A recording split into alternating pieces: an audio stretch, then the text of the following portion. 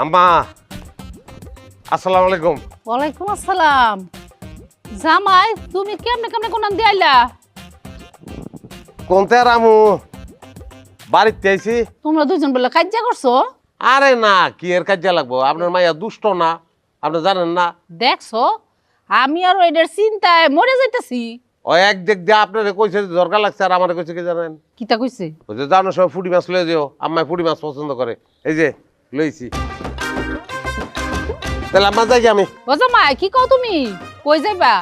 তুমি মাছ লই আইছো, মাছ না খেয়ে যাইবা? তুমি এখানে চুপ করে বও, আমি মাছ কুইটা রানবাম, তারপর তুমি খাইবা আর মিতুল লিগে লয়ে যাইবা। আচ্ছা তাহলে আম্মা অর্ধেকটি বাদ জ্বালেন। আরে মার কথা মনে পড়তাছে, মা চুলার ফিরে বহাই আমারে এই ফুটি মাছ বাজ্যা খাওয়াই, তো আমার মায় নাই। এক মাই মরে গেছে তো কি হইছে? আরেক মা আছে না?